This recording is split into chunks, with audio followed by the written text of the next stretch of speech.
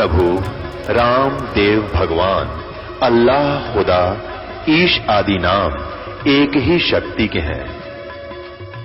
वो कैसा है, कहां है, कैसे मिलता है, किसने देखा है? ये प्रश्नवाचक चिन्ह पूर्ण रूप से हटाने के लिए अवश्य सुनिए जगत गुरु तत्वदर्शी संत रामपाल जी महाराज के अमृत वचन, सर्व पवित्र धर्मों के पवित्र शास्त्रों के आधार पर। परमात्मा कहते हैं, मुल्ला माया मग में बैठी अनसा चुन चुन खाई, ये ज्योत स्वरूपी कहे निरंजन में ही करता भाई। एक न करता दो न करता नौ ठहराए भाई, और 10वां भी धुंधर में मिल जा सत कबीर दुहाई। ये ज्योत स्वरूपी निरंजन कहता, मैं हूं परमात्मा, ये सब कुछ मेरा है। तो गरीबदास साहिब जी कहते हैं कि परमात्मा के बारे में तो हमें जानकारी भी नहीं। ये ज्योत स्वरूपी कहे निरंजन, ये काल कहता मैं ही करता भाई, हमें मूर्ख बना रहा ये। और एक न करता दो न करता, ये 9 करता ठहरा दिए, 9 अवतार ये सारे भगवान। और कहते 10वां भी धुंधर में मिलेगा, एक सत कबीर दुहाई। सत माने अविनाशी। क्या बताते हैं कि जैसे श्री राम, श्री कृष्ण और अन्य ये 9 अवतार मानते हैं, कहते हैं वो सब यहां मृत्यु को प्राप्त होकर गए हैं। और 10वां निकलंक नाम से आएगा राजा हरिश्चंद्र वाली आत्मा। और परमात्मा ने बताया कलयुग के अंदर वो संभल नगरी में विष्णुदत्त शर्मा के घर पर जन्म लेगा और सबसे शक्तिशाली होगा और उसकी तलवार बहुत लंबी होगी। उस समय सभी व्यक्ति कृतघ्नी हो जाएंगे, कोई भी आन कान रह नहीं, मांसाहारी प्राणी होंगे, सब पाप आत्मा हो जाएंगी। उनको फिर वो 10वां अवतार काटेगा, सबको अपनी तलवार से नाश करेगा, जैसे परशुराम जी ने अक्षत्रियों को नाश किया था। अब यहाँ परमात्मा के विधान में और इस काल के विधान में बहुत अंतर है। जिसमें प्राणी अकर्मी हो जाते हैं, अधर्मी हो जाते हैं, जैसे अक्षत्रिय लोग यानी राजा लोग और राजा के दरबारी लोग, ये अधर्मी हो गए थे, इनके कोई आन कान नहीं रही थी। उस समय काल प्रेरणा से परशुराम जी का जन्म हुआ। परशुराम जी ने फिर उन दुष्टों को सबको काटा, मार डाला। अब ये विधान है इस काल का कि निकम्मों को ऐसे सेट करना है, और परमात्मा का विधान है कि किसी बुरी आत्मा हो, अब वो अज्ञान से बुरी होगी और इस तत्व ज्ञान से वो ठीक हो जाएगी। तो परमात्मा का विधान है कि शायद निकम्मा आदमी हो, उसको सत्संग सुनावे, तत्व ज्ञान से परिचित करावे, फिर अपने आप उसको विष दिखाई देगा, वो सब बुराइयों से बचेगा। लेकिन काल उस तत्व ज्ञान को नहीं चलने देता, उसको डर बना रहता है कि इससे परिचित होने के बाद प्राणी यहाँ नहीं रहेगा। इसलिए वो लोकवेद सुनाता है, अपने दूतों को भेजकर सारी जनता को भ्रमित करवाता है, और जिसका अभी तक हम दुष्परिणाम भोग रहे हैं। अब 10वां अवतार जो आएगा, अब राजा हरिश्चंद्र की आपने कथा सुनी हो, वो कितने पुण्य आत्मा थे, कितने धर्म आत्मा थे, और किस प्रकार वो अपनी मर्यादा का पालन करने वाले थे। बच्चे को भी बेच दिया, पत्नी को भी बेच दिया, आप भी बिक गया, लेकिन अपना सत नहीं छोड़ा। वो अब स्वर्ग के अंदर विद्यमान है, वो राजा हरिश्चंद्र वाली आत्मा। कुछ पुनों को तो वहाँ नाश करवा दिया उसका स्वर्ग में, और फिर उसको श्रृंगार कर भेजेगा, 10वां अवतार बनाओगा, और उसकी के ड्यूटी लाओगा काल के इन सब को काट दे, जितने भी प्राणी बकवादी हो गए उस टाइम, एंड ऑफ द कलयुग। अब वो आवेगा, सबको काटेगा, मार डालेगा, जो निकम्मे अच्छी आत्माओं को छोड़ देगा। उस समय जिनमें जरा सी भी धार्मिकता शेष होगी उनको नहीं मारेगा। ये विधान रहा परमात्मा का, कितनी आपदाएं आवें लेकिन भक्तों का नाश होया नहीं करता। और फिर उसके वो बैड अकाउंट में लिख दिए जाएंगे, जितने जीवन सा वो करेगा। अब उसको फिर यहाँ से पापों से लाद के भेजेगा और यहाँ उसकी महिमा हो जाएगी जैसे रामकृष्ण की होगी। रामचंद्र जी ने बाली मारा था, सुग्रीव का भाई, और उसका भी बदला देना पड़ा श्री कृष्ण रूप में। उस बाली वाली आत्मा ने श्री कृष्ण जी के पैर में तीर मार कर वध किया। तो ये तो एक प्रत्यक्ष प्रमाण है कि किए का कर्म का दंड न भोगना पड़ेगा। तो बिना ज्ञान के ये सब ऐसी व्यवस्था है, जो परमात्मा से परिचित प्राणी हो जाते हैं वो इस काल के जाल में नहीं आते, अपना कल्याण करवा लेते हैं। तो क्या बताते हैं परमात्मा कि हम उनकी पूजा करते रहे जो भगवान नहीं थे, जो हमें कोई लाभ नहीं दे सकते थे, हमारे पापों का नाश नहीं कर सकते थे, हमें काल के जाल से नहीं छुड़वा सकते थे। तो वो ज्ञान उस परमेश्वर ने स्वयं आकर के देना पड़ा। और जैसा कि आपने वेदों में पढ़ा कि वो परमात्मा अपने तीसरे मुक्ति धाम में रहता, सतलोक के अंदर। अब तीसरा मुक्ति धाम कैसे है? 21 ब्रह्मांड का एक ग्रुप है, एक समूह है। ये काल का लोक कहलाता है, सरपुरुष का। और 7 संग ब्रह्मांड का एक अलग द्वीप है, उसके अंदर ये स्टेट समझ लो अलग अलग, वो दूसरा लोक है, दूसरा द्वीप है। और तीसरा सतलोक है उसके निकटतम। तो तीसरे धाम में रहता वो परमात्मा, मुक्ति धाम में, सतलोक में। और वहाँ से गति करके, वहाँ से बहुत तेज स्पीड से आता है, अच्छी आत्माओं को मिलता है। फिर वो अच्छी आत्मा परमात्मा से प्राप्त ज्ञान का जगह जगह जाके प्रचार करते हैं। और परमात्मा स्वयं भी, कबीर जी भी अपनी महिमा आप सुनाते हैं। चारों युग में संत पुकारे, कूक कहा हम हेल रे, हीरे माणिक मोती बरसे, ये जग चुगता ढेल रे। परमात्मा ने जो ज्ञान बताया कि तुम यहाँ के रहने वाले नहीं हो, आप यहाँ के वासी नहीं हो, और जिस संपत्ति के लिए आप सारा जीवन न्यौछावर कर देते हो, या संपत्ति आपकी नहीं है। काया तेरी है नहीं, ये माया कहाँ से हो, चरण कमल में ध्यान रखो, तुम इन दोनों को खो। ये माया करतारे की तू अपनी कह गंवारे, दो जग धक्के खावेगा या नाहक बह बेगारे। सर्व सोने की लंका होती रावण से रणधीरम, एक पलक में राज बिराजी जम के पड़े जंजीरम। मन तू सुख के सागर बसरे, भाई और न ऐसा यसरे। सर्व सोने की लंका थी, रावण से रणधीरम, एक पलक में राज बिराजी और जम के पड़े जंजीरम। अगम निगम को खोज ले, बुद्धि विवेक विचारे, उदय अस्त का राज मिले, तो बिन नाम बेगारे।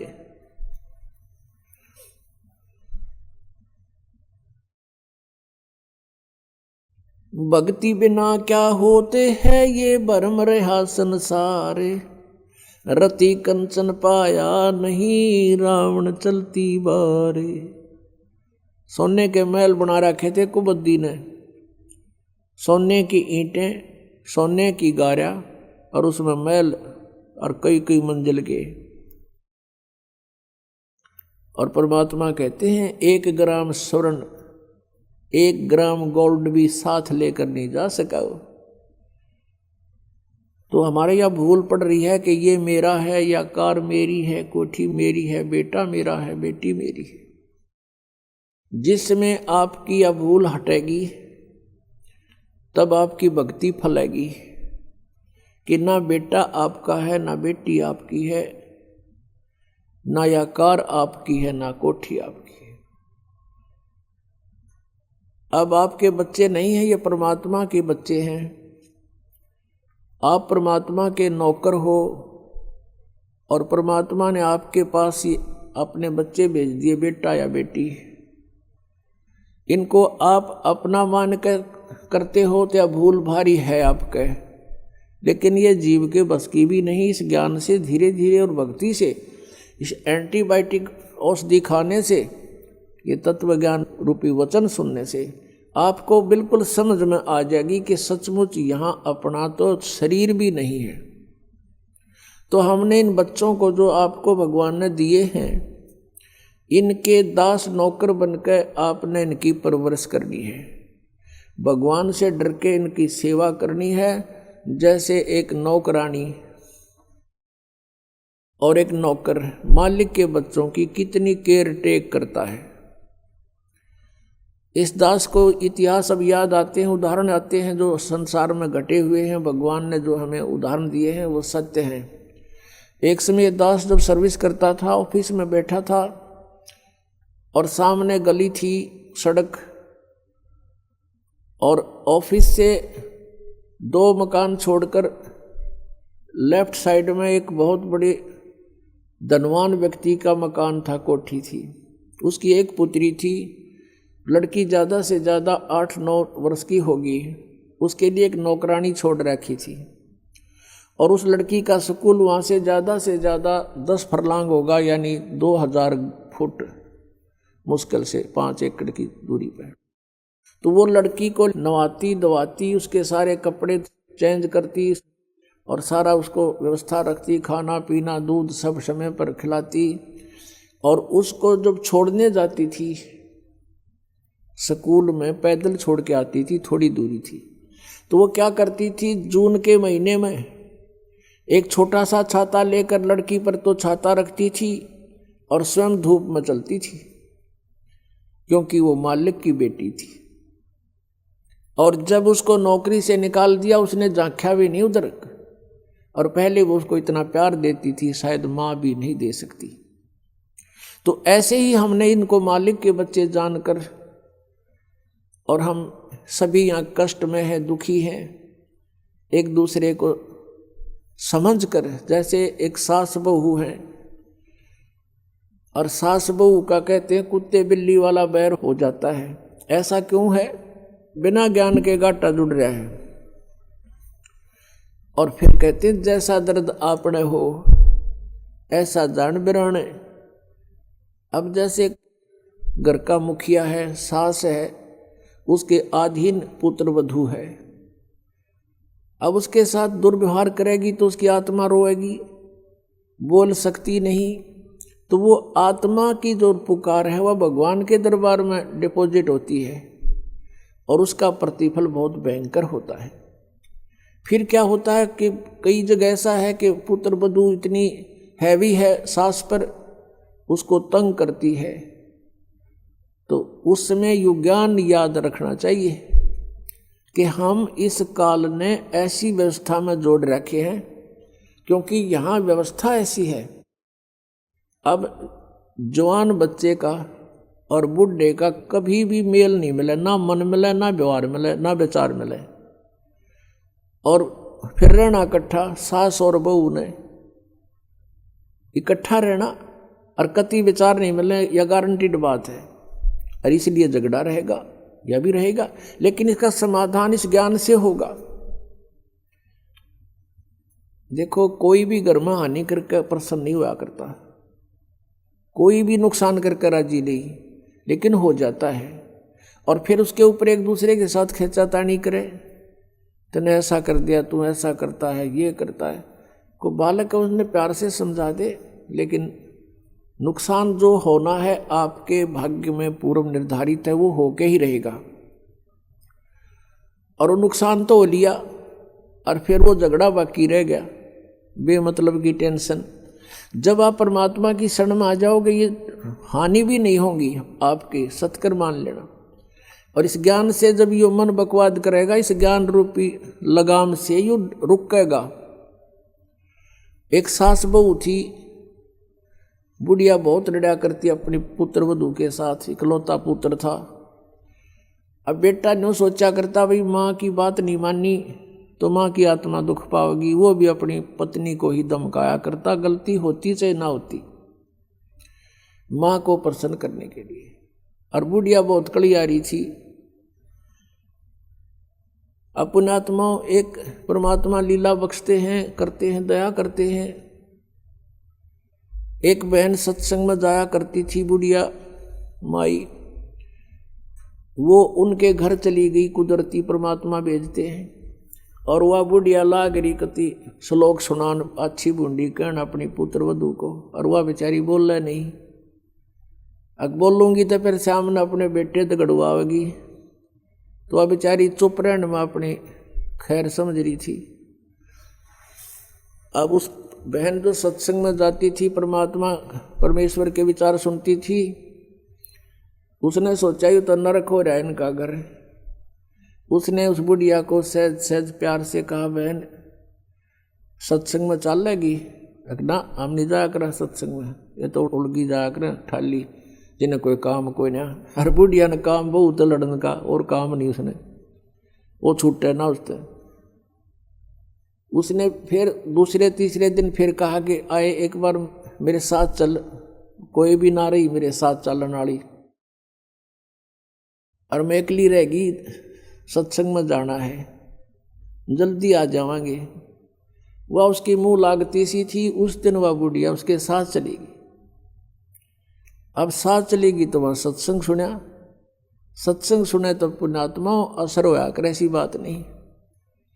जब तक हम कुएं के मेंढक बने रहेंगे, हम उसी क्रियाओं से लिप्त रहते हैं, वैसे ही विचार हमारे बने रहते हैं, और ज़्यादा ही दुख और बुराइयां हमारे अंदर प्रवेश होती रहती है।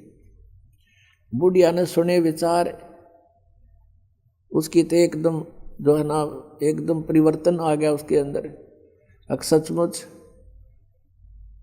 हमने आपस में नहीं किसी को दुखी करना चाहिए। कथा सुनाई गई कि एक व्यक्ति था,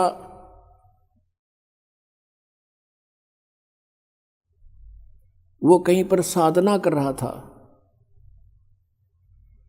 बैठा था, साधना कर रहा था, और एक गाय भागी जा रही थी,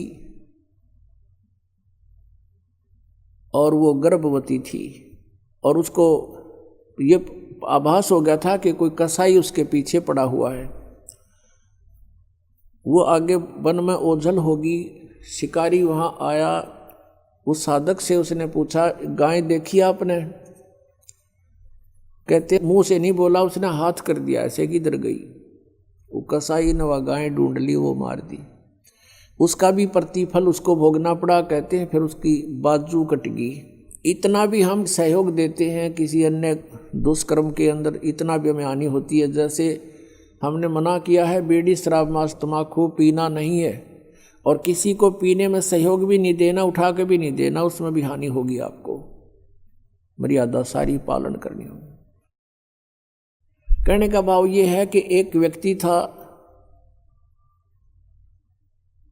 और उसकी पत्नी बहुत लड़ा करती, बहुत झगड़ा करती थी, बहुत बुरा बोलती थी। तो किसी ने, वो जो व्यक्ति था अगले जन्म में जिसकी बाजू कटी थी, वो साधना कर रहा था, साधना कर रहा था, कहीं पर अगले जन्म में भक्त बन गया। तो उसकी किसी ने आकर के अचानक पहले तो उससे पैसे पूछे, बाबा जी पैसे निकाल सारे। अब पैसे नहीं है भाई मेरे दर, उसकी बाजू काट दी। अब उसने सोचा भाई मैं भक्ति भी कर रहा हूँ और यह आपत्ति मेरे पर कैसे आ गई। उसने सोचा भी मैं इसका किसी से कारण पूछूं, मेरा कौन से जन्म का पाप था। किसी ने बता दिया भाई इस गांव के अंदर एक भक्त है और वो पीछे बीती हुई बता देता है। पिछली बता देता है, भविष्य की नहीं जानता। वो उसके घर पर गया तो उसने पता लगा कि वो घर से बाहर गया हुआ है। फिर भी उसने सोचा घर पे पता करता हूँ। जब वो घर पे गया तो उसकी पत्नी से पूछा कि ऐसे ऐसे वो कहाँ है भगत। हुआ उसकी पत्नी लगी गाली देने कि तेरे जैसा ढेड वो है, हंडा धक्के खांदा जिसरे तू खावे है, पता नहीं के सुना दी। अब जिसका हाथ कटा हुआ था उसने सोची भाई मैं तो गलत आ गया, मेरे साथ मजाक कर दिया दिखे ना, भगता के घर में कैसी बात होया करे, इसी ने कमी होया करे। वो वापस चल पड़ा। रास्ते में किसी ने बता दिया कि तू जिसका घर पूछा था ये आ रहा वो व्यक्ति। उसने उसको शौचालय ले चल आया है, बाहर बात कर लेता हूँ। राम रमी हुई, नमस्कार हुआ, कुशल मंगल पूछा। उस जिसका हाथ कटा हुआ था उसने पूछा कि भाई एक बात बता, क्या तू पीछे की जानता सारी? कहाँ जी, दया है भगवान की। भाई पहला मेरी तो पाछा बताइए, पहला तू अपनी बताया, तेरे घर में इसी बूंदी कलियारी क्यों करा रही है? ऐसी बेहुदा बोली वाह न बोला, यह भी बताऊं, पहला यह सुन ले तू। पिछले जन्म में मैं था काग, या थी गधी, और जब कुमार इसने छोड़ देता इसकी कमर टूटी हुई होती थी, मैं इसकी वो खाता था, टूटी हुई कमर से उन जख्मों से मांस खाता था। तो आज भाई अपना बदला ले रही है मेरे ते, और ये इतने जख्म करेगी मेरा जितने मन न कर रखे हैं। तब उसने पूछा भी फिर मेरा हाथ क्यों कर कटा, मैं तो भगत आदमी, और यू कैसे जुल्म हुआ मेरे साथ? उसने बताया कि पिछले जन्म में भी तू भगत था और तूने एक गाय के कटने में सहयोग दे दिया, तूने न्यू हाथ कर दिया कि इधर गई, बोला नहीं तू ऐसे गई, इससे तेरा हाथ कटा। अब कहते हैं तुमने दरगाह का महल नहीं देखा, धर्मराज के तिल तिल का लेखा। अब इस तरह कहते तुम एक दूसरे को सताओगे तो तुम्हें आगे फिर दंड भोगना पड़ेगा। वह बुढ़िया के बात समझ में आएगी, अकबर ने तो जुल्म कर दिया। उसके बाद अपनी पुत्र वधू को वो बिल्कुल शांत रहे, बोले नहीं फालतू। सत्संग में ये भी सुनाया गया कि जो कुछ हानि होनी है वह तो हो चुकी, और पाछा वो खाम खा महाभारत बनाने की कोई आवश्यकता ही नहीं। वो तो दूना दुख पैदा करने वाला वो वस्तु आवे नहीं वापस। एक दिन क्या हुआ, वह पुत्र वधू गाय भैंस का दूध निकाल के और ऊपर कड़ियों में कड़ा डाला कर दे, हुक लंबा सरिये का हुक ला देते, और उसमें बाल्टी टांग देते थे कड़े में, हुक में, कुत्ते बिल्ली से बचाने के लिए। अब उस पुत्रवधू ने वो ऊपर, क्योंकि ऊंचा होता था, गर्दन नीचे रखनी पड़ती थी, यूं करके टांगन लगी, वो की तो उल्टी साइड में लग गया। उसने सोचा टंग गया, हाथ छोड़ दिए, वो बाल्टी नीचे गिर गई, सारा दूध फर्श पे फैल गया। अब पुत्रवधू ने देखा बुढ़िया की तरफ, अकी वो होगी ओन अनो बिरना कई दिन का सांग हो गया यो। अब उसकी तरफ देख रही है बेचारी भयभीत दृष्टि से। बुढ़िया कहती बेटी कोई बात नहीं, हमारे भाग में नहीं था यू, और इसको उठा ले ऊपर ऊपर से और भैंस को ही डाल दे बेटा उसके चारे में। ये अपने भाग में नहीं था इसलिए गिर गया, कोई बात नहीं। अब उस पुत्र वधू ने सोचा आज बुढ़िया कौन सा स्टेशन पकड़ेगी, या तो कदे 16 बात बोलिया नहीं करती। काफी देर उसका जची नहीं, बुढ़िया फिर शुरू हो गया ऊपर ले मन तक कहती हो कदे। वह बुढ़िया खड़ी हुई, 7 लाख का बेटा ठा इसने, और भैंस के चारे में डाल दे, कोई दिक्कत को नहीं। अब उसने सोची अपने बेटे ने बतावेगी, मेरे तो ना कहती होगी, तो वो भी आ लिया, पुत्र भी उसका कोई जिक्र नहीं करा बुढ़िया ने। तब उस माई ने, उस बहन ने सोचा भाई इतना परिवर्तन आया क्यों कर इसमें, उसके चरण दबावे, सेवा करे। फिर पता चला कि बेटी मैं सत्संग सुन के आई हूँ, और बेटा मैंने आज तक जो गलतियां की तेरी आत्मा दुखाई बेटा, मैं माफी मांगू तेरे थे। वह पुत्र वधू रोन लागी न बोली माँ कोई बात नहीं, अब तो माँ तुल्य हो और मेरे हित में ही कुछ कहती थी। उस दिन से पुत्र वधू ने भी नाम ले लिया, फिर धीरे धीरे उसके बच्चे ने भी नाम ले लिया और घर में नरक के स्थान पर स्वर्ग हो गया। अब इस परमात्मा की वाणी से ज्ञान से स्वर्ग तो यही हो जाएगा, और सतलोक हमने जाना है, फिर भक्ति करके वहां सतलोक चले जाएंगे, महासुख वहां हो जाएगा। तो इस प्रकार वो परमात्मा आकर हमें ज्ञान देता है, उसके ज्ञान से हमें पता चलता है। इसलिए कहा कि सत्संग की आधी घड़ी और तप के वर्ष 1000 तो भी बराबर है नहीं, कहे कबीर विचार। अब यहां बताते हैं परमात्मा कि ये स्थान तुम्हारा नहीं है और तुम यहां ठेकेदार बन गए, मालिक बन गए। मालिक तो एक ही है, हम सब उसके बच्चे हैं और उसने आपको जो संतान दी है वो उसके बच्चे हैं, आप मानो चाहे ना मानो। और आपने ये नहीं कि अपना कर्तव्य से दूर होना है, परमात्मा के बच्चे जान के उसके डर से उनकी सेवा करनी है। जिसका जितना भी जो आपका कर्तव्य कर्म है वो करना है, उनको पढ़ाना है तो पढ़ाना है, कपड़े वस्त्र की आवश्यकता वो भी व्यवस्था करनी है, विवाह शादी भी करनी है, तो परमात्मा के बच्चे जान के करनी है। और जब यहाँ से चलोगे, जैसे वो नौकरानी निकाल दी गई थी, उसके सपने में भी ना आया हुआ मेरी बेटी थी, तो पुण्यात्माओं ये स्थिति आपकी जब आवेगी ऐसी बात नहीं, क्योंकि ज्ञान से ही अज्ञान हटता है। हम अज्ञानवश आप एक कुर्ता पर आकर मन अपना मान लिया, किसी का बच्चा जा रहा हो है कहीं पर और उसको तुम अपनी तरफ से कुर्ता पजामा पर आकर अपने घर बैठा लो, मेरा है ना जो मेरा है, या कोई बात हुई? तो हमने इस जीव को एक कुर्ता परा दिया बेटा और बेटी का और अपना मान लिया, अपना मेरे हैं, या कोई समझदारी की हमने। तो इस प्रकार हमारा इस ज्ञान से मन हटेगा, सच्चाई की तरफ पहुंचेगा। अभी तक तो हम देखा ज्ञानवश ही अपना मान लेते थे, शरीर अपनाए नहीं है तो हम दूसरे को अपना कैसे मान बैठे। तो क्या बताते हैं परमात्मा, आगे गए ना बावड़े ये रहते भी सब जान, बिन साहेब की बंदगी कहीं ठोड़े ठिकाना ना। जो यहां से मृत्यु को प्राप्त होकर चले गए उन्हें ताक बताया नहीं हम कहाँ गए, के बनी हमारे साथ। और जो शेष बचे हैं वो भी जाएंगे, बिन साहेब की बंदगी की तो ठोर ठिकाना ना। आज तुमने अपनी आकार कोठी मान रखी है मेरी है, कल मृत्यु होगी, पुण्य कर रखे आप जाओगे स्वर्ग में। स्वर्ग का समय आपका निर्धारित होगा, वो पूरा होते ही वहां से कहेंगे चलो चलो नरक में। नरक का समय पूरा होता कहेंगे चलो चलो गधे की योनि में। गधे का समय पूरा होता मृत्यु होगी, मृत्यु होती चलो फिर कुत्ते की योनि में। कुत्ते की योनि भोगी फिर चलो मनुष्य की योनि में। मनुष्य की योनि में ये आप देख रहे हो क्या करते हो, ये करते खत्म होते फिर चलो नरक में। तो ये चलो चलो सतलोक में मिटेगी। और उसके मिटाने का प्रोसीजर अब हमें पता लग गया। अब इस चलो चलो के नाश करने का, समाप्त करने का हमें पता लग गया, वह विधि का पता लग गया।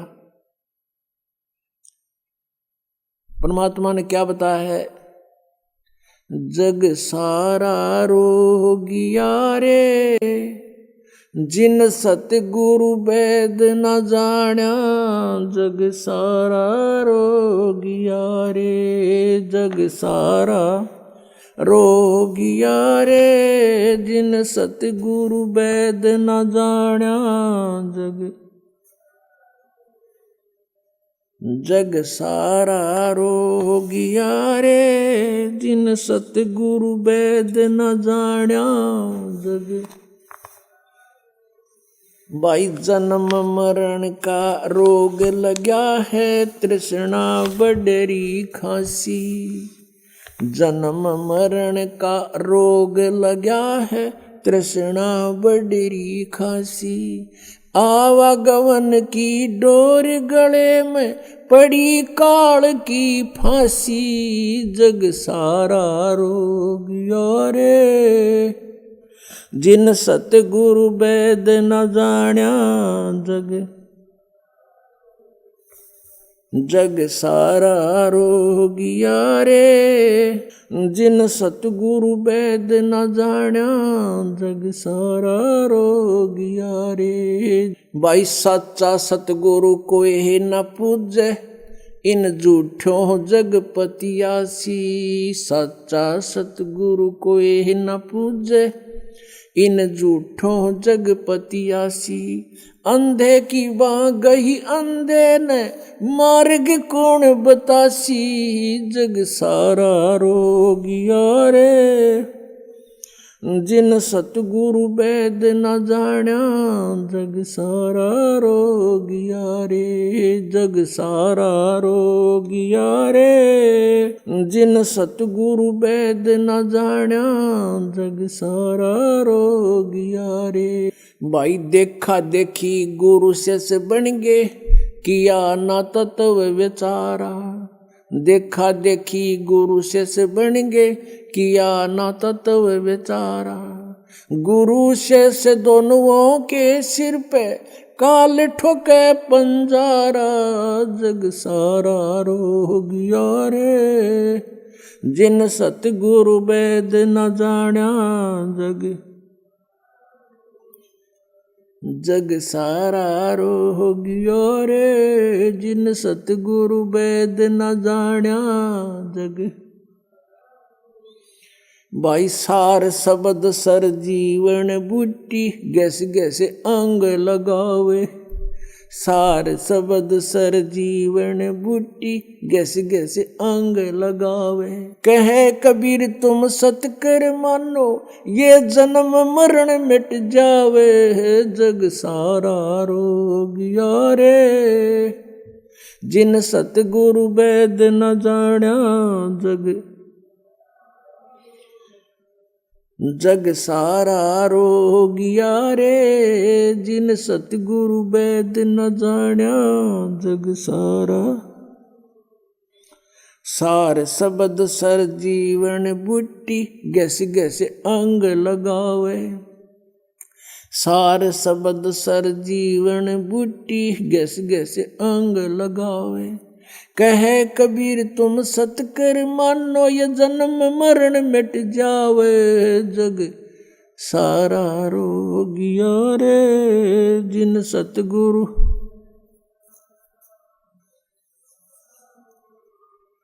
जग सारा रोगिया रे जिन सतगुरु वेद न जाण्या, जग।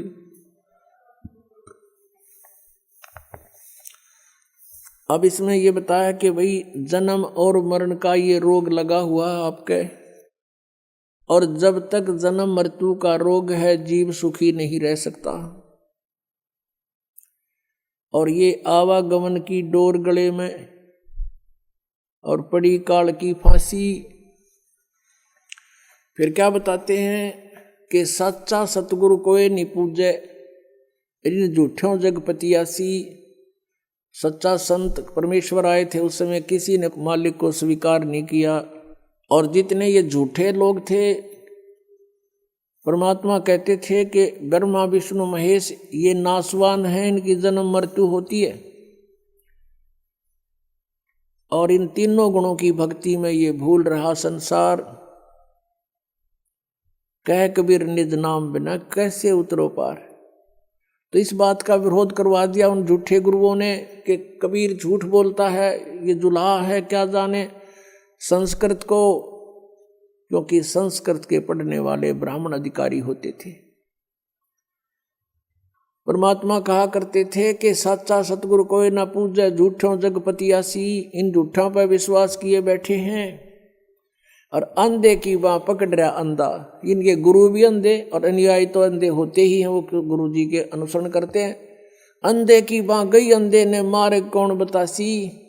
अपने आत्माओं,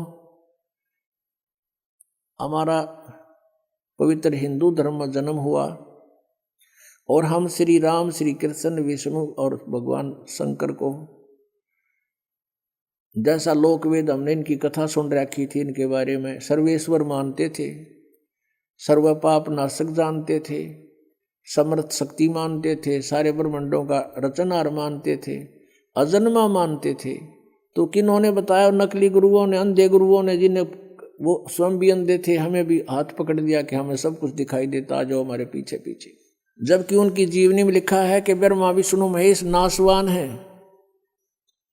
पुण्यात्माओं, ये कंसेप्ट क्लियर करना अति आवश्यक हो जाता है, क्योंकि ये बहुत बड़ा अज्ञान हो गया है। और इस अज्ञान का नाश करने के लिए जरा सा भी कोई लूज पॉइंट रह गया तो जीव समझ नहीं सकेगा और नकलियों का दाव लग जाएगा। देखो ब्रह्मा विष्णु महेश को ये तो नाशवान बताता है, और भी ये प्रमाण दिखा दूंगा, आप पे चुप कर दोगे उनको कि देखो ये तो पुराणों में लिखा है, क्या ये अपने आप बता रहे हैं? तो वो दुष्ट जो अभी तक आग लगाते आए हैं समाज में, उनकी दाल निकलेगी। पुण्यात्माओं, दास को इन सदग्रंथों की, जैसे वेदों, गीता और पुराणों की कति आवश्यकता नहीं, क्योंकि जो ज्ञान दास को मिला है वो तत्व ज्ञान है, वो सूक्ष्म ज्ञान है। और कहते हैं ये चारों वेद सूक्ष्म वेद के पूता, वो सूक्ष्म वेद के पुत्र हैं ये, यानी पूर्ण कंप्लीट ज्ञान तो उसके अंदर है। बाकी वेदों में इनकम्प्लीट नॉलेज है बिल्कुल सही जितना लिखा है, लेकिन अधूरा है। जैसे मैट्रिक का सिलेबस होता है, वो गलत नहीं होता, लेकिन वो MA BA PhD का नहीं होता। और PhD MA वाले में नीचे का भी सारा ही कुछ होता है। लेकिन ये सदग्रंथ आपके लिए रखता है ये दास। ये मेरी लालटन है अंधे वाली। एक अंधा व्यक्ति रात्रि के समय चला जा रहा था खेतों में, जंगल में। आगे से बच्चे आ रहे थे शोर मचाते हुए, उछल कूद करते हुए। उस अंधे सूरदास ने कहा, बच्चा देखना देखना भाई, मैं अंधा हूं, ध्यान से चलना बेटा। और लालटेन ले रखी हाथ में जगती हुई।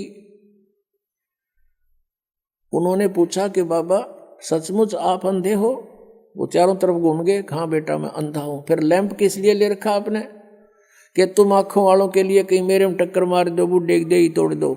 इस रोशनी में तुम मुझसे टल जाओ एक तरफ से, मुझे ना कोई हानि पहुंचा जाओ, अंधेरे में दो खेत है। इसलिए ये लालटेन आपके लिए रखिए बेटा, आंखों वालों के लिए। तो ये जो सदग्रंथ दास दिखाता, ये मेरी लालटेन है, लैंप है ये, ताकि आपको कोई भ्रमित ना कर दे कि रामपाल तो झूठ बोल रहा है और ब्रह्मा विष्णु महेश की इंसल्ट करता है। दास तो केवल सदग्रंथों को आपके रूबरू करता है, उनको पढ़ कर सुनाता है, अपनी तरफ से एक शब्द नहीं बोलता। आउट ऑफ सिलेबस दास एक अक्षर भी नहीं बोलता कभी। और वो सारा आउट ऑफ सिलेबस पढ़ा के हमने वो अच्छे लगे। वो अच्छे क्यों लग रहे हैं? क्योंकि हमें खुद ज्ञान नहीं, अब स्वयं ज्ञान हो गया तो फिर वो आप पे फ्यूज हो जाएंगे वो नकली। तो यह थोड़ा सा दिखाते हैं आपको कि ब्रह्मा विष्णु महेश अजर अमर नहीं है, ये नाशवान है। श्रीमद देवी भागवत गीता प्रेस गोरखपुर से प्रकाशित है। ये संपादक हैं हनुमान प्रसाद पोदार चिमनलाल गोस्वामी, और ये गीता प्रेस गोरखपुर से प्रकाशित है। गोविंद भवन कार्यालय कोलकाता का संस्थान। इसके 123 पृष्ठ पे ये चंद पंक्ति हैं, ये बहुत सा काम हमारा हल कर देंगी।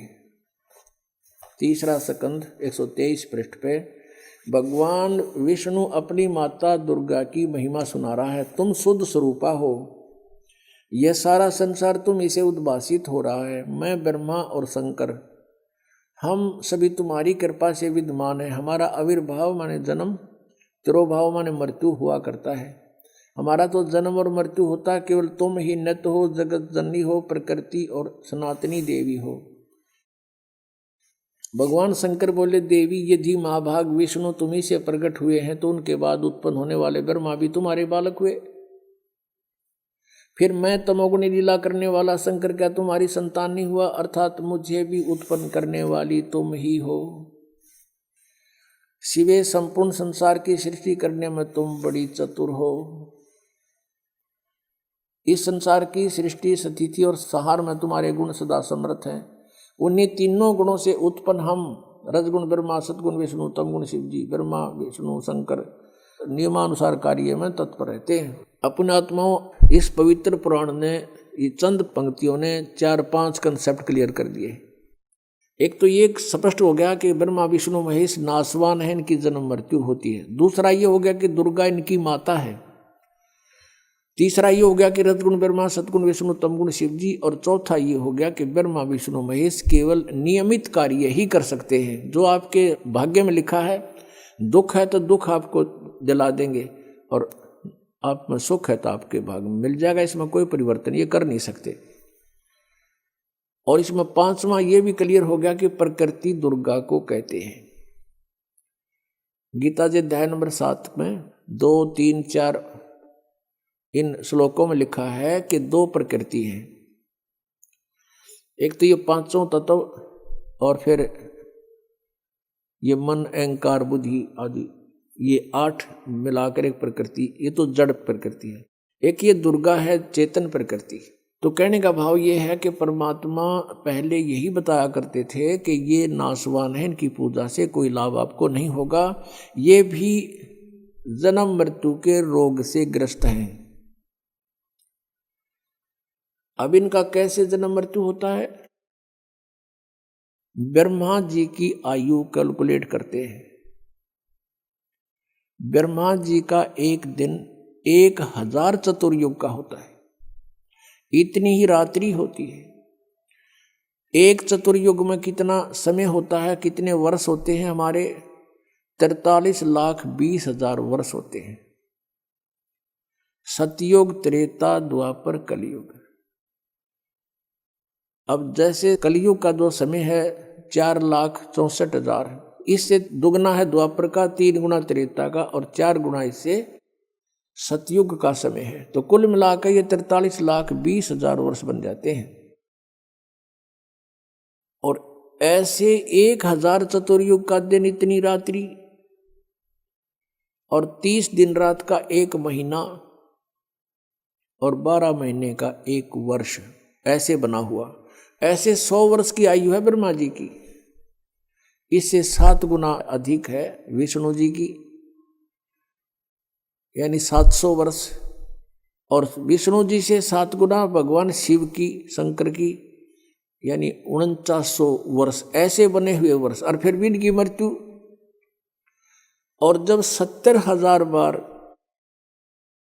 ये शिव मर लेगा, शिव जो ब्रह्मा से 49 गुना ज्यादा आयु रखता है, 70,000 बार ये मर लेगा, 70,000 बार, तब एक ब्रह्मांड का विनाश होगा।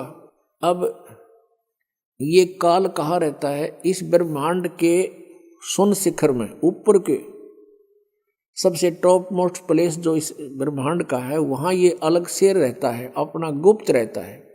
और वहाँ से जब नीचे आता है तो अपने पुत्रों का रूप बनाता है। कभी ब्रह्मा का रूप बना लिया, कभी विष्णु का, कभी शिव का।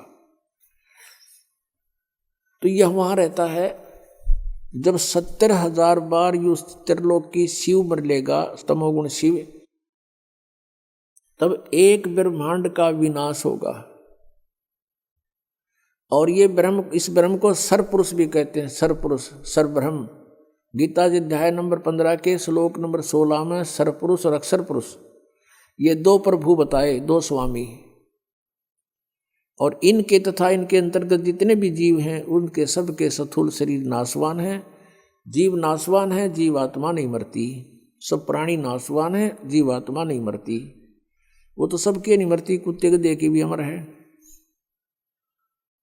और उधर से फिर 17वें श्लोक में कहा है 15वें अध्याय के गीता जी में कि उत्तम पुरुष है तू अन्य परमात्मा इति उदाहरते है। वो वास्तव में परमात्मा इन दोनों से अलग है, सरपुरुष और अक्षर पुरुष से। उसी को भगवान कहते हैं। परमात्मा माने भगवान। भगवान का अर्थ होता है जो केवल सुख दे, दुख ना दे, उसको परमात्मा कहते हैं। और फिर कहा कि वही तीनों लोकों में प्रवेश करके सबका धारण पोषण करता है, वो है अविनाशी भगवान। अब जैसे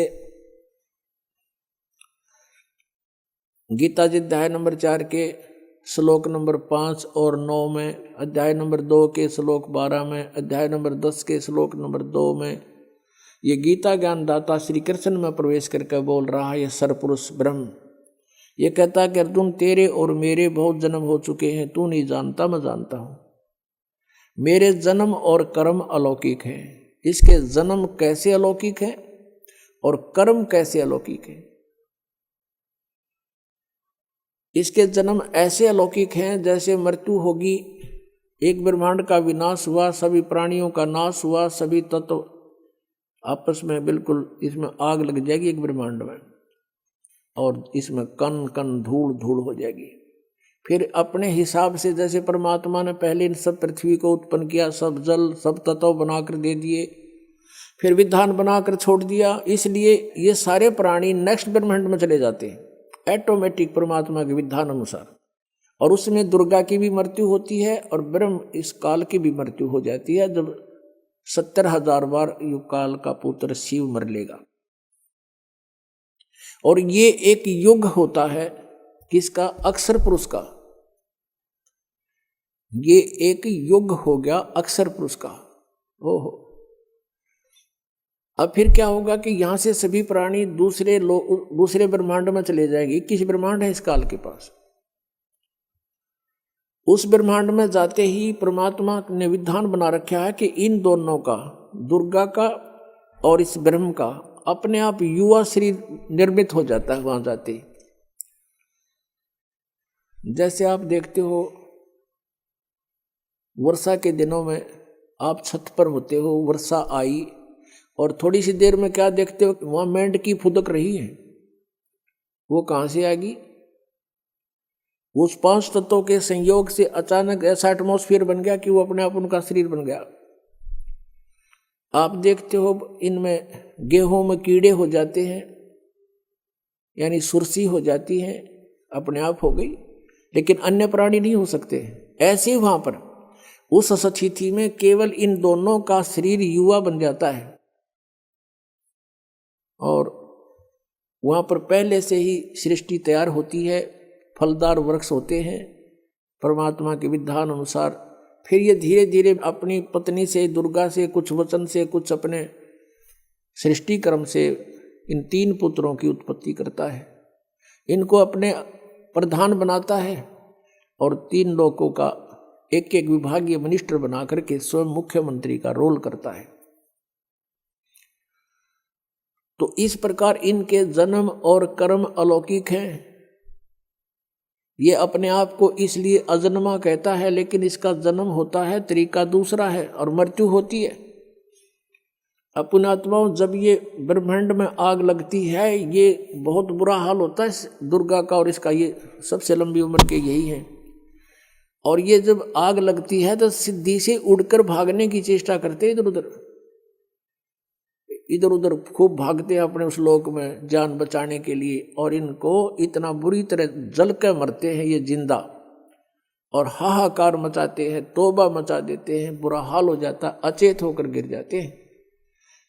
जब ये पूरा ब्रह्मांड का नाश हो जाता है, अब ऑटोमेटिकली सभी प्राणी वहां जाते, फिर ये युवा अवस्था में आ जाते हैं। जैसे हम माँ के गर्भ में कितने पीड़ित थे और पहले ना जाने कौन से जन्म में कितना कष्ट भोग कर हमारी मृत्यु हुई थी, वो हमें आज याद नहीं, फिर मकवाद वहीं यों की तो ऐसा ही इसके साथ बनता है। अब ये एक युग हो गया अक्षर पुरुष का, जब एक ब्रह्मांड का नाश और काल ब्रह्म की मृत्यु का समय। तो ऐसे 1000 युग का दिन, ऐसे 1000 युग का इस अक्षर पुरुष का दिन और इतनी ही रात्रि। ओ तेरा गजब हो गया, कैलकुलेशन भूल जाओ। 43,20,000 ने साथ रखे थे, वो तो चतुर्युग छोड़ दिया। फिर युग ऐसे शुरू हो गए और ऐसे ही 30 दिन रात का महीना अक्षर पुरुष का, और 12 महीने का 1 वर्ष और 100 वर्ष की आयु। वेदों में आपने देखा होगा 7 वर्ष लिखा, 100 वर्ष। तो सबकी 100 वर्ष कैलकुलेटेड है, लेकिन उनके वर्ष बहुत लंबे चौड़े हैं। तो ऐसे इस अक्षर पुरुष की मृत्यु होगी इतने 100 वर्षों के बाद, इतने लंबे पीरियड के बाद। और इसलिए इसको अक्षर पुरुष कह दिया, क्योंकि ये काफी चिर स्थायी है, बहुत लंबे समय तक रहता है इसलिए। लेकिन ये भी नाशवान है, परमात्मा कहते हैं। और पांचवा, उत्तम पुरुषत्व अन्य परमात्मा इति उदारत, ये लोग तरम आविष्य विवर्ती अवैश्वर है, वो अविनाशी परमात्मा है। तीसरा कौन है? गीता जी अध्याय नंबर 7 के श्लोक नंबर 29 में अर्जुन से कहा काल ने कि जो व्यक्ति तत्ब्रह्म से परिचित है, सारे अध्यात्म ज्ञान से परिचित है, सब कर्मों से परिचित है, वो केवल जरा और मरण से ही छूटने का प्रयत्न करते, उससे मोक्ष चाहते। अर्जुन ने 8वें अध्याय के प्रथम मंत्र में पूछा, फिर किम तत्ब्रह्म, वो तत्ब्रह्म कौन है? 8वें अध्याय के 3रे श्लोक में उत्तर दिया काल ने, ब्रह्म गीता ज्ञानदाता ने, कि वो परम अक्षर ब्रह्म है।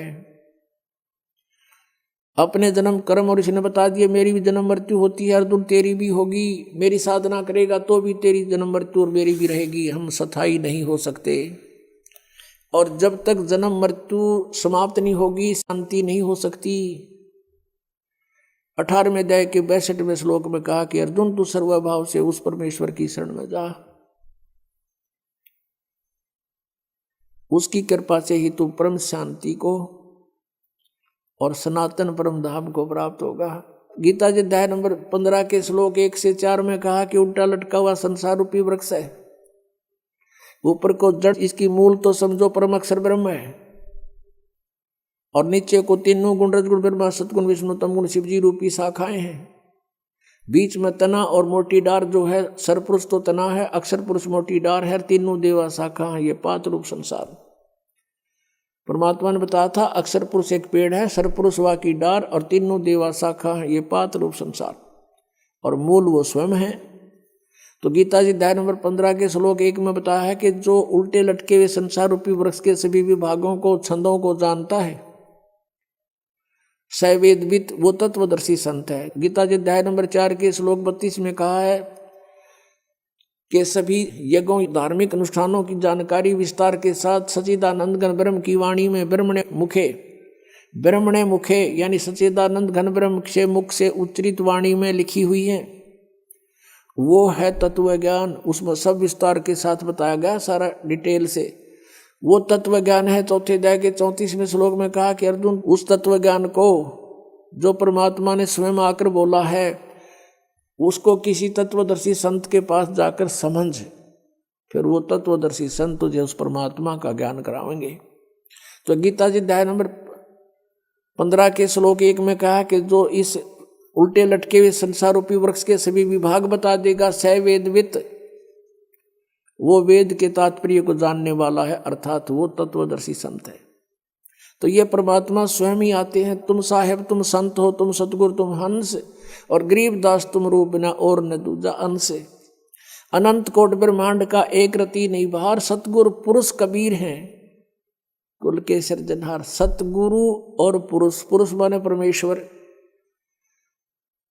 और सतगुरु माने तत्व ज्ञान बताने वाले। अगर तत्व ज्ञान बताने वाले सतगुरु हैं तो भी कबीर जी, और परमेश्वर है तो भी कबीर जी। तो वो परमात्मा स्वयं ही आकर अपनी महिमा बताता है। अक्षर पुरुष एक पेड़ है, निरंजन वा की डार, तीनों देवा शाखा, समझो 5 रूप संसार।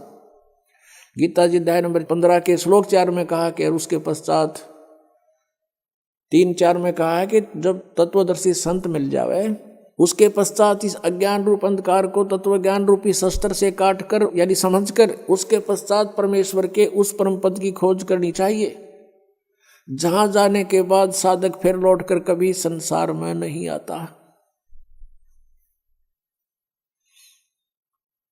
और गीता ज्ञानदाता इसलिए कहता 18वें अध्याय के 62वें श्लोक में कि अर्जुन तू सर्वभाव से उस परमेश्वर की शरण में जा, परम अक्षर ब्रह्म की शरण में जा, वो वास्तव में अविनाशी है। उससे तुझे सनातन परम धाम प्राप्त होगा, परम शांति होगी। सनातन परम धाम शाश्वत स्थानम, सदा रहने वाला, जिसका कभी नाश नहीं होता। इसलिए गीता जी अध्याय नंबर 7 के श्लोक 18 में कहा कि ये ज्ञानी आत्मा है तो अच्छी नेक आत्मा है, उदार आत्मा है, लेकिन ये मेरे वाली घटिया अनुत्तम गति में ही सीमित है, सचित हैं। इनको तत्वदर्शी संत नहीं मिला, तत्व ज्ञान प्राप्त नहीं हुआ। ओम नाम के जाप से गीता जी अध्याय नंबर 8 के श्लोक नंबर 13 में कहा कि अर्जुन ओम इति एक अक्षरम ब्रह्म व्यवहारण माम अनुस्मरण ये प्रयाति तदम देहम सयाति परमाम गतिम। मुझ ब्रह्म का केवल एक ओम मंत्र है और नथिंग एल्स, ये एक अक्षर है, और जो अंतिम समय तक उच्चारण करता हुआ इसका शरीर त्याग कर जाता है तो मेरे वाली परम गति को प्राप्त होता है। ओम से कौन सी परम गति है? ब्रह्मलोक प्राप्ति, ब्रह्म प्राप्ति, ब्रह्मलोक प्राप्ति। ब्रह्मलोक में गए हुए प्राणी भी जन्म मृत्यु में है। तो यहाँ कहता 7वें अध्याय के 18वें श्लोक में कि ये उद्धार आत्मा है तो समर्पित मेरे पे, पर मेरे वाली अनुत्तम घटिया गति में स्थित है। और अनुवादकर्ताओं ने, नकलियों ने कर रखा अनुत्तम का अर्थ अति उत्तम। तभी तो मालिक ने बता अंधे की बाँ गही अंधे ने, मारक कौन बतासी। 17वें अध्याय के 23वें श्लोक में कहता हूँ सच्चिदानंद घन ब्रह्म की साधना का ओम तत्सति निर्देश ब्रह्मण त्रिविद समर्थ है। उस सच्चिदानंद घन ब्रह्म के पास जाने का, पूर्ण मोक्ष प्राप्त करने का, उसको पाने का 3 मंत्र की साधना है। ओम तत्सर पुरुष का, तत् ये सांकेत है, ये अक्षर पुरुष का मंत्र है, और सत भी सांकेतिक है, ये परम अक्षर ब्रह्म का, परम अक्षर पुरुष का मंत्र है। इन तीनों की मजदूरी करने से, साधना करने से, कमाई करने से, भक्ति की शक्ति से हम सतलोक जाएंगे। गीता जी अध्याय नंबर 8 के श्लोक नंबर 5 और 7 में गीता ज्ञानदाता कहता अर्जुन यदि मेरी शरण में रहना है तो युद्ध भी करना पड़ेगा और भजन भी कर, मुझे प्राप्त होगा, नो डाउट। अब अपने प्राप्ति बता रहा है कि मेरी भी प्राप्ति होगी इस ओम मंत्र से, ओनली 1 मंत्र, 8वें अध्याय के 13वें श्लोक में। और कहता युद्ध भी करना पड़ेगा, यहाँ शांति नाम की चीज नहीं, परम शांति चाहिए तो उसकी शरण में जा। 8वें अध्याय के 8, 9, 10 3 मंत्रों में कंटिन्यूस बताया है कि उस सच्चिदानंद घन ब्रह्म की जो साधना करता है उस तत्वदर्शी संत के बताए अनुसार उस मंत्र से, तो भक्ति की शक्ति से यानी उस मंत्र के जाप की कमाई से उस परमेश्वर के पास चला जाएगा।